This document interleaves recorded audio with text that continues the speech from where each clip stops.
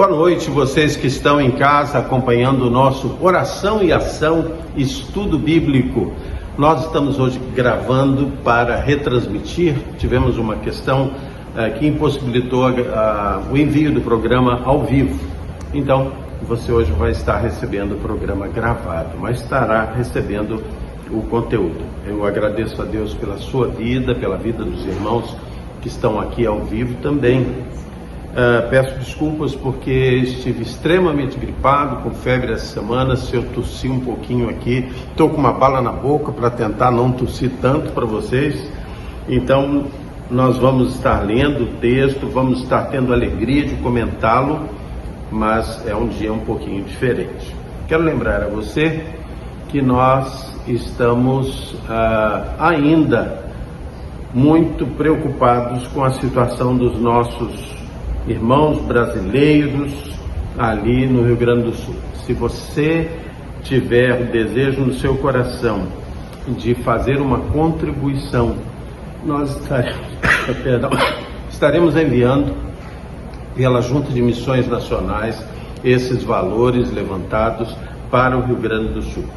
Você pode fazer contribuição de qualquer valor, mas ao final você ponha 3 centavos. Então, se você quiser contribuir com R$100, R$100 e 3 centavos. Nós enviamos pela Junta de Missões Nacionais porque é uma instituição confiável e nós temos a certeza de que chegará nas mãos daqueles que necessitam lá no Rio Grande do Sul. Perdão. Nós vamos orar, agradecer a Deus pelo dia e nós vamos pedir por esse momento que nós teremos agora, lendo a sua palavra. Senhor Deus, muito obrigado pelo teu amor, Pai. Perdoa os nossos pecados. Unge-nos, Senhor, com o teu Santo Espírito, tanto para ministrar quanto para compreender, Pai. Tudo isso te peço e agradeço em nome de Jesus. Amém. Você, por favor, abra a sua Bíblia em Êxodo 30. Êxodo 30, nós vamos hoje ver um texto que está do versículo 17 ao versículo 21. Interessante que nós estamos até aqui vendo uma série de situações, de preparações para o funcionamento do tabernáculo, preparação dos seus sacerdotes, e já tínhamos deixado a construção dos instrumentos, dos objetos, lá atrás. E de repente aparece de novo um dos objetos do tabernáculo aqui, que se chama a bacia de bronze. A bacia de bronze. Ela vai aparecer aqui no versículo 17. Parece até algo fora do contexto. Mas vamos lá. Êxodo 30, 17. Disse mais o Senhor a Moisés. Olha o Senhor Deus falando a Moisés, orientando. Farás também uma bacia de bronze, com o seu suporte de bronze, para lavar, pô-la-ás entre a tenda da congregação e o altar, e deitarás água nela. Nela, Arão e seus filhos, estamos falando aqui dos sacerdotes, né? Nela, Arão e seus filhos lavarão mãos e pés. Quando entrarem na tenda da congregação, lavar-se-ão com água, para que não morram, ou quando se chegarem ao altar para ministrar, para acender a oferta queimada ao Senhor. Lavarão, pois, as mãos e os pés, para que não morram, e isso lhe será por estatuto perpétuo a ele e a sua posteridade, através das suas gerações. É uma recomendação pesada, né? Uma recomendação pesada, vamos dizer assim, olha, você não tem condição de se aproximar de Deus se você não estiver limpo. Se você não tiver sido purificado. E aí a gente sempre deve pensar nessa construção do tabernáculo, em todas as coisas que são colocadas nele. As intenções, elas têm que, na nossa mente, ser compreendidas como para sempre, como de uma forma maior. E a gente pensa, aquela bacia de bronze era algo, então, que garantia que os pecados dos sacerdotes seriam purificados e aí eles poderiam se chegar a Deus. O que a gente percebe como uma manifestação de quem seria da própria bacia de bronze, que continha a purificação que permitia que se chegasse ao Pai? Jesus. Essa purificação é o sangue de Jesus. O sangue de Cristo.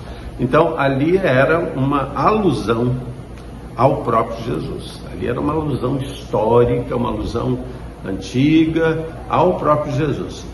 Jesus vai se tornar aquele que, ao morrer, purificando os nossos pecados, rompe-se o véu de alto a baixo e nós podemos chegar até o Pai. Senão... Isso mostra também, né, pastor, o caráter de Deus, né? Por ele ser puro, santo, é preciso estar purificado, estar como ele. É verdade. Né? Então, nós tínhamos essa coisa, e tem a reverência a Deus, é o Todo-Poderoso, é o Criador. A gente não pode se aproximar de Deus de qualquer maneira, a gente não pode pensar que pode se aproximar de Deus de qualquer maneira, né? Então, a primeira ideia é essa aqui, a questão de se aproximar de Deus significa que nós fomos justificados para isso, tá? Quero lembrar a vocês algo interessante, a gente trazendo esse sentimento lá para o Novo Testamento. Abra sua Bíblia, mantenha aí a fitinha. Abra sua Bíblia em João 13:8. Evangelho de João 13:8.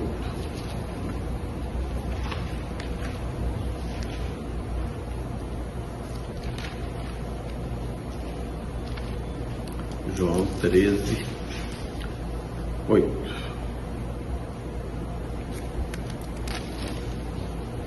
João 13 traz aquele episódio maravilhoso de Jesus lavando os pés aos discípulos, né? 13:8 vai ser um momento que Jesus fala a Pedro a seguinte frase: disse-lhe Pedro, nunca me lavarás os pés. Respondeu-lhe Jesus, se eu não te lavar, tu não tens parte comigo. Ali não era uma questão de água simplesmente. Ali era uma questão do símbolo de purificação, né? E aqui nós temos uma questão do símbolo de purificação. Quem é que purifica? Cristo, o sangue de Cristo, né? Muito bem, vamos caminhando então e vendo que 18 farás também uma bacia de bronze com o seu suporte de bronze para lavar, polás entre a tenda, a congregação e o altar e deitarás água, ok? E aí, nela, Arão e seus filhos lavarão as mãos e os pés. Primeiro, lavam as mãos e os pés. E esse lavar de mãos e pés tem um significado. Lavar as mãos é purificar suas ações. As mãos são a representação dos feitos. Então, purifique as suas ações. E os pés têm a representação do caminho que eu tomo, da minha conduta. Então, significava a purificação das ações daqueles sacerdotes e a purificação das suas condutas, por onde andavam. Lavar os pés é para te aproximar de Deus. Você vai vir na minha presença, tem que estar purificado. Você vai trabalhar, fazer, me servir, tem que estar com as mãos limpas. Agora, a gente vê, ali a gente percebe uma necessidade física e uma necessidade espiritual. Você já pensou como era o chão daquele local, com aquele monte de sacrifício de animais? Já imaginou? Era imundo. Então, havia uma necessidade de uma purificação física e havia uma necessidade de purificação espiritual. Tem as duas questões estão envolvidas aqui. 19. Nós já vimos. 20. Quando entrarem na tenda da congregação, lavar-se-ão com água. Novamente agora, lavar-se-ão com água, para que não morram. Agora não frisa mãos e pés, possivelmente uma ablação maior, né? Ou quando se chegarem ao altar para ministrar, para acender a oferta queimada ao Senhor. Você vê aquele momento da oferta queimada ao Senhor, é um momento extremamente importante para a manifestação de Deus. Então, ali havia necessidade de uma ablação, de uma purificação muito grande, né, para se aproximar de Deus. Eu quero convidar vocês para manter a fitinha aí, a gente dá um pulo em Hebreus 10, 22.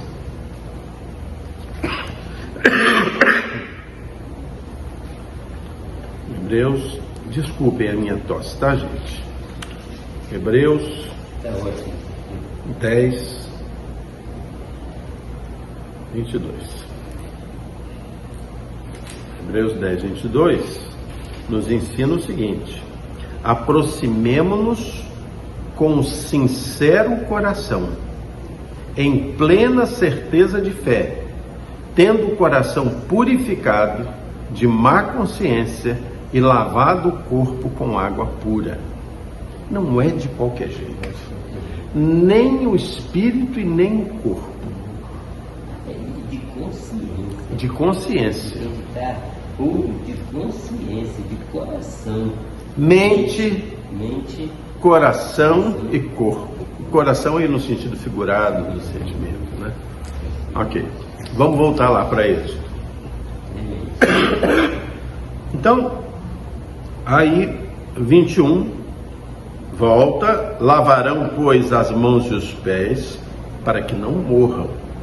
E isso lhe será por estatuto perpétuo, ou seja, aquilo não era essa necessidade do indivíduo buscar a santidade para estar na presença de Deus.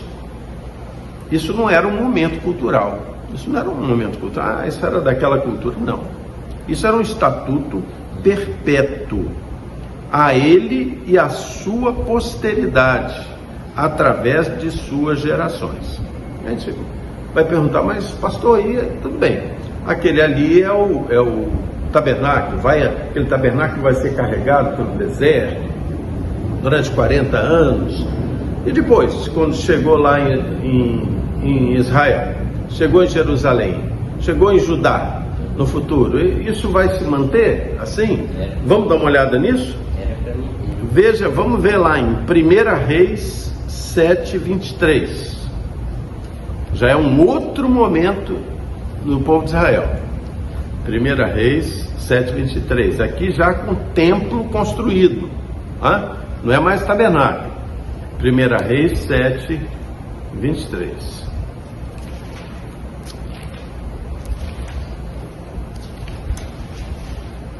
Primeira Reis 7, 23.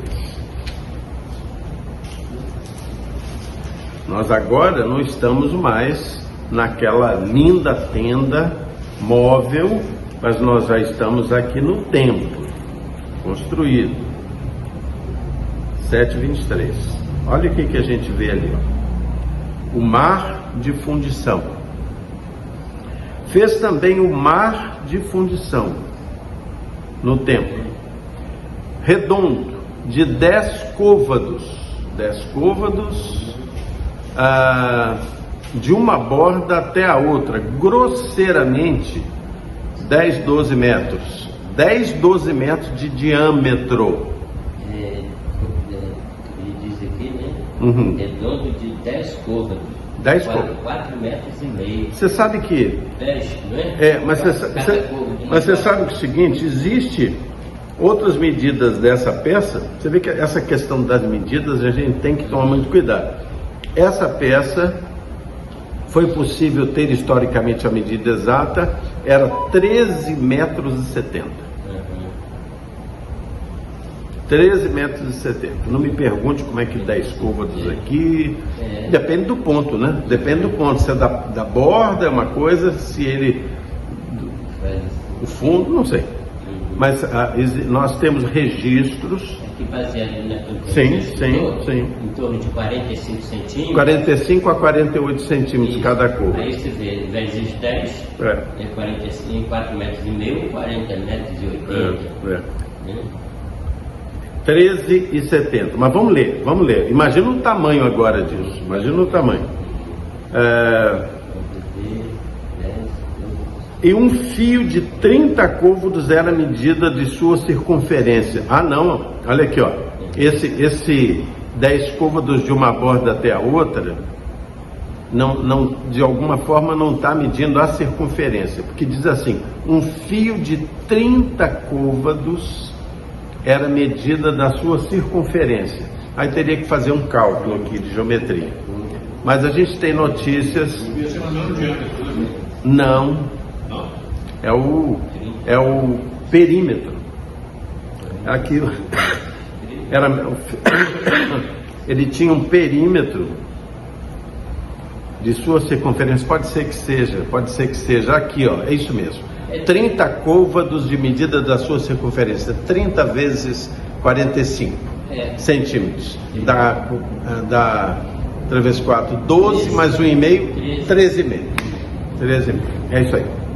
Mas ainda, por baixo da sua borda em redor havia colossíntidas, 10 em cada côvado, estavam em suas fileiras fundidas, quando se fundiu o mar, papapá. Muito bem. Esse aqui era o grande chamado mar de fundição, que era uma bacia imensa que havia no templo de Salomão. Tá? Então a gente vê que aquele estatuto era perpétuo mesmo, ele continuou. A necessidade de purificação dos sacerdotes, mãos, pés, corpo. Aumentou a proporção, porque agora já não era no tabernáculo, era no templo. Era no templo. E já não era o mesmo povo, o povo já tinha crescido. Né? O povo já tinha crescido. Então a gente percebe que essa exigência de Deus para a purificação, para a aproximação com o Pai, ela perdura e perdura até hoje. Né? Perdura até hoje. Eu quero lembrar vocês também, antes da gente... Hoje, pastor, diga. O que nos lava e nos purifica? O sangue de Jesus. Fé em Jesus. Se nós cremos em Jesus, andamos com Jesus, temos confiança nele, temos comunhão com a igreja, andamos com ele, temos vida de oração, temos leitura da palavra, conhecimento das escrituras, temos isso é uma busca de santidade, de santificação. Interessante que nós temos ali dois momentos dentro do tabernáculo e consequentemente dentro do templo que tem representação muito forte nessa questão. O altar, que tinha a representação da salvação, e a bacia, que tinha a representação da santidade. E aí a gente traz para o Novo Testamento, não tem como não trazer, lembrar que a porta é estreita e o caminho é apertado. Ou seja, salvação e salvo, santifique-se. E não é fácil. Não é fácil. Essa busca. De comunhão, de vida de oração, de leitura da palavra, de buscar. Exatamente, que é estatuto perpétuo.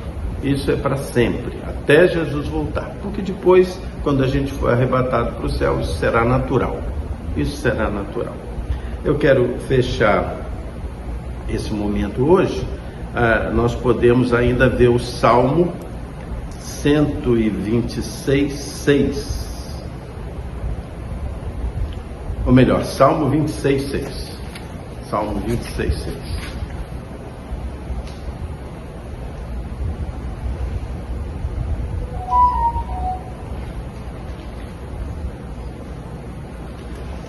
Salmo 26:6 nos lembra de algo muito importante. 26. Salmo 26:6.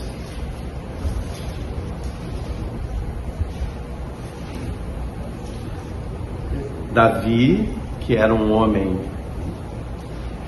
que amava Deus, mas era um homem falho como nós, teve pecados marcantes na sua vida, lamentavelmente, mas ele se arrependeu dos seus pecados e ele diz: lavo as mãos na inocência, e assim andarei, Senhor, ao redor do teu altar. Então Deus nos permite o arrependimento, a purificação, a santidade, para que nós possamos andar ao redor do altar do Senhor.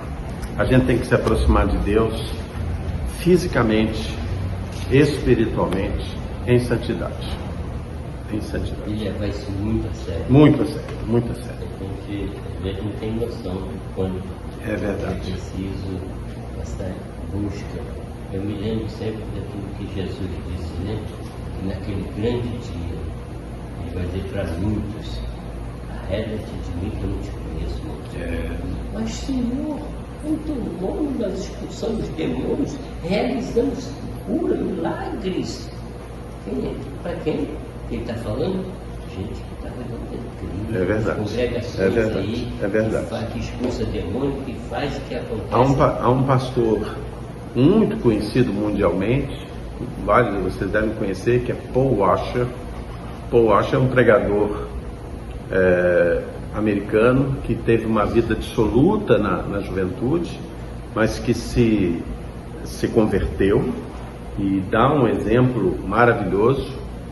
E ele é aquele pregador que prega a palavra profética de admoestação mesmo, pesada. É a pregação dele. E há algo que ele balança as pessoas quando ele prega e diz assim: você já levantou a sua mão aceitando a Cristo? Tá. E ele aí diz assim: e vocês pensam que é só isso? Vocês pensam que é só isso? Né? Há que haver uma vida de santidade diante de Deus, né? E aí ele trabalha isso. E é verdade, Deus não quer filosofia, quer vida, né? Quer vida. Ok, vamos orar. Depois desse momento de oração aqui, nós vamos, ou melhor, de estudo bíblico, nós vamos estar orando uns pelos outros e certamente estaremos orando por você também. Você que participa dos nossos cultos, você que ama esta igreja, mas que principalmente você ama a palavra de Deus. Vamos orar? Senhor Deus, muito obrigado, Senhor, pelo teu amor e bondade. Perdoa, Senhor, as nossas faltas. Meu Deus, abençoa, Senhor, a nossa pátria. Senhor, tem misericórdia daqueles homens, mulheres, crianças e até animais lá do Rio Grande do Sul, Senhor. Tanto sofrimento, Senhor. Quero suplicar que o Senhor conduza para aquele lugar gente honesta, íntegra, que realmente esteja interessada em ajudar, Senhor, esteja interessada em recuperar aquele estado. Ó Deus, não permite que ali sejam postos aqueles que se corrompam, Senhor, que estejam atrás de interesses escusos, mas que sejam homens, Senhor, segundo o teu coração. Pai de amor, abençoa todos esses que estão acompanhando, que estão participando deste culto nas suas casas, que os seus lares sejam ricamente abençoados. E abençoa também esses irmãos queridos que estão aqui, Pai. Senhor Deus, peço que o Senhor abençoe, cuide dos bons líderes da nossa pátria. Que o Senhor dê a eles vida longa, sabedoria, ousadia, Senhor, que eles sejam blindados pelo teu Santo Espírito. Mas que o Senhor fale também ao coração e à mente dos maus líderes, para que eles possam ser repreendidos, Senhor, transformados, para que haja transformação e conversão em cada um deles, Pai. Tudo isso, Senhor, eu te peço, agradeço, em nome de Jesus. Amém. Amém. Lembro você que na sexta-feira, às 19h30, nós teremos o Oração e Ação Kids, com as histórias contadas pela tia Raquel Ferreira e as atividades propostas pela Manu. Então sintonize o canal do YouTube da nossa Igreja Batista da Freguesia da Ilha do Governador, sexta-feira, 19h30. Até lá!